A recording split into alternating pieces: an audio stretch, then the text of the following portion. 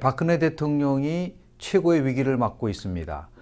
이번 메르스 사태를 통해서 많은 국민들이 불안해하고 더 나아가서 정부에 대해서 불신을 하게 됨으로써 정부는 작년에 세월호 사태 이후에 또다시 큰 위기를 봉착하게 됐습니다. 지난주 한국갤럽이 발표한 대통령 국정운영 지지도가 29%에 해당됐습니다.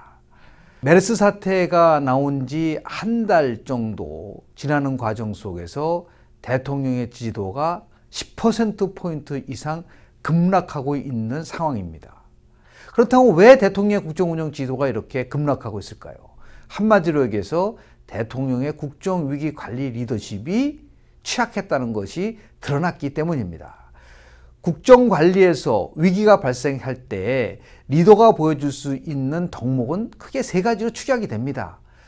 대통령이 상황을 정확하게 파악하고 있어야 된다는 것과 대통령이 모든 것을 책임을 지고 상황을 해결하려고 하는 강한 의지를 보여야 된다는 점이고요. 더 나아가서 대통령이 질책하는 것보다는 국민을 안심시키고 대안을 제시하는 것이 가장 최우선의 국정운영 위기관리를 극복하는 방법입니다. 더 나아가서 가장 중요한 것은 국민들에게 정보를 상세하게 공개함으로써 같이 함께 위기를 극복하는 모습을 보여야 됩니다. 그런데 애석하게도 박근혜 정부는 정보 공개가 서툴렀을 뿐만 아니라 초기 대응도 실패했습니다. 더 나아가서 무엇을 어떻게 해야 되는지 정보 부처 간에 우왕좌왕했고 초기 대응을 실패함으로써 확진자를 조기에 막을 수 있는 그러한 기회마저도 상실했습니다. 이런 와중 속에서 박근혜 정부 더 나아가서 청와대가 고민하고 있는 부분은 메르스 사태에 대해 집중하는 것보다는 국회법 개정안에 대한 대통령의 거부권 행사 여부에 대해서 관심을 가졌던 것은 지극히 유감스러운 일이었습니다. 이러한 것들이 국민들로 하여금 이 정부가 도대체 무엇을 위한 정부고 위기를 어떻게 관리하느냐에 대해서 너무나 실망함을 넘어서서 분노하는 단계까지 이르게 됐습니다. 이제 대통령이 국가 관리, 더 나아가서 위기를 극복하기 위해서는 어떻게 해야 되느냐에 대해서 몇 가지 말씀을 드리고자 합니다. 가장 중요한 것은 대통령이 우선순위를 어디다 둘 것이냐를 분명하고 명확하게 밝혀야 합니다.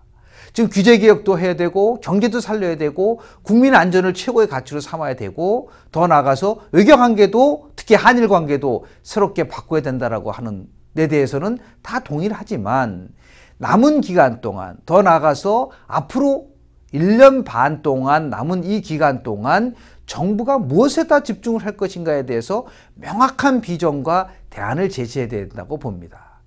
단지 수많은 담론을 제시하고 그 담론을 즐기는 형태, 더 나아가서 성과는 없고 과제만 있는 경우에 국민들은 그 정부에 대해서 신뢰를 할 수가 없습니다. 집중과 선택을 통해서 과연 이 정부의 최고의 가치에다 접근해야 된다고 봅니다. 두 번째는 정치에 대한 문제에 관련돼서 정치로 풀어야 하지 행정 독주적 사고에 의해서 정치는 더럽고 정치는 비효율적이고 정치는 멀리하겠다는 생각을 하게 된다면 또다시 불행한 사태가 나올 수 있는 가능성이 큽니다.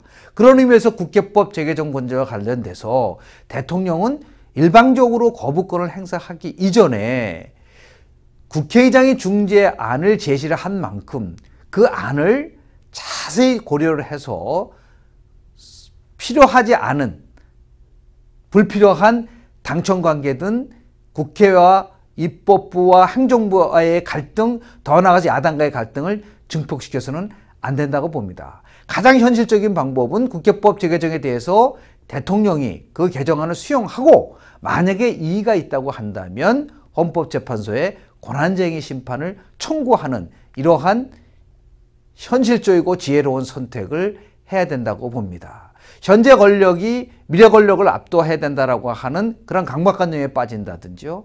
아니면 여전히 국회를 대통령의 모든 것을 지배할 수 있다라고 하는 착각에 빠진다고 한다면 저는 대통령이 위기가 처했을 때 함께 극복할 수 있는 길을 찾아내기가 상당히 어렵다고 봅니다. 마지막으로 황교안 새 국무총리가 인준됐습니다. 대통령이 총리에게 충분한 권한을 줘서 이제는 청와대 중심이 아니라 내각이 중심이 돼서 권한을 위임받고 그리고 문제를 해결할 수 있는 강력한 권한을 총리를 더불어서 내각에게 줌으로써 대통령은 이 위기가 부닥쳤을 때 해결할 수 있는 지혜를 모아야 된다고 봅니다.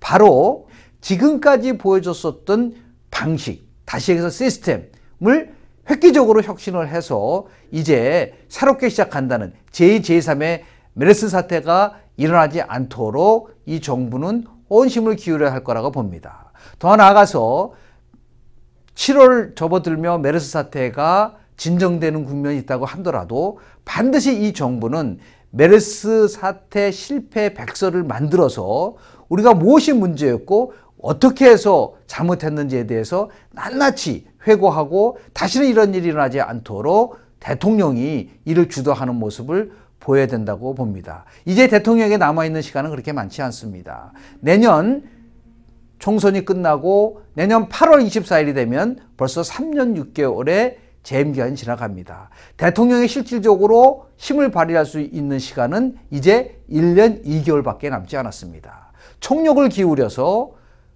미래에 대한 대한민국의 행복을 위해서 어떻게 할 것이냐에 대한 부분에 초점을 맞춰야지 지나치게 정치 공학적인 시각으로 접근한다면 국민도 불행해지고 국가도 불행해지고 대통령도 불행해진다는 말씀을 드립니다. 이상입니다. 고맙습니다.